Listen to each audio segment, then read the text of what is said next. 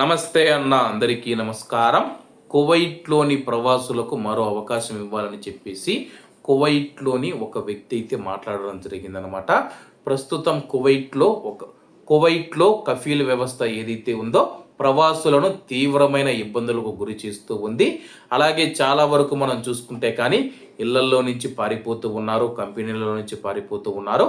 అలాగే కువైట్కు వచ్చి మోసపోయిన వారు ఉన్నారు. అందరినీ అరెస్ట్ చేసిన తర్వాత వాళ్ళను కువైట్ దేశం నుంచి బహిష్కరిస్తూ ఉన్నారని చెప్పేసి, దీనివల్ల కువైట్ ప్రభుత్వం పైన మరింత భారం పడుతూ ఉందని చెప్పేసి కువైట్లో ఉన్న నిపుణులు అయితే తెలుపుతూ ఉన్నారు.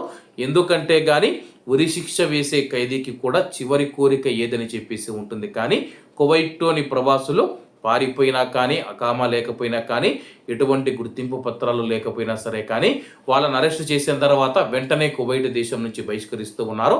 వాళ్లకు ఒకసారి అవకాశం ఇవ్వాల్సి ఉంటుంది. వాళ్ళు ఎందుకు పారిపోవాల్సి వచ్చింది, వాళ్ళు ఎందుకు అకామా రెన్యువల్ చేసుకోలేకపోయారు, అలాగే వాళ్ళకు ఎటువంటి గుర్తింపు పత్రాలు లేకుండా ఎందుకు కువైట్లో నివసిస్తూ ఉన్నారని చెప్పేసి పూర్తిగా విచారణ చేసి ప్రవాసులది తప్పు ఉంటే కానీ వారిని కువైట్ దేశం నుంచి బహిష్కరించండి. ప్రవాసుల తప్పు లేకుండా కువైట్ యజమాని తప్పు ఉంటే కానీ కువైట్ యజమాని పైన చట్టపరమైన చర్యలు తీసుకోవాలని చెప్పేసి కువైట్లో ఉన్న నిపుణులు అయితే కువైట్ ప్రభుత్వాన్ని కోరుతూ ఉన్నారు. అలాగే కఫీల్ వ్యవస్థను కూడా రద్దు చేయాలని చెప్పేసి, కఫీల్ వ్యవస్థలో ప్రవాసులు బానిసల్లా పనిచేస్తూ ఉన్నారని చెప్పేసి ఇప్పటికే చాలా సర్వేలు కానీ నివేదికలు కానీ తెలపడం జరిగింది. కానీ కువైట్ ప్రభుత్వం ఇప్పటి వరకు కఫీల్ వ్యవస్థను అయితే తీయలేదు.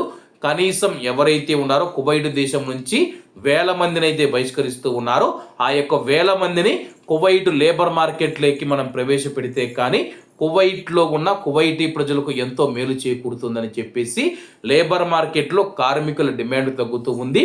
కువైట్ దేశ అభివృద్ధికి వాళ్ళు కూడా తోడ్పడతారని చెప్పేసి కువైట్లో ఉన్న నిపుణులు అయితే కువైట్ ప్రభుత్వానికి సూచిస్తూ ఉన్నారు.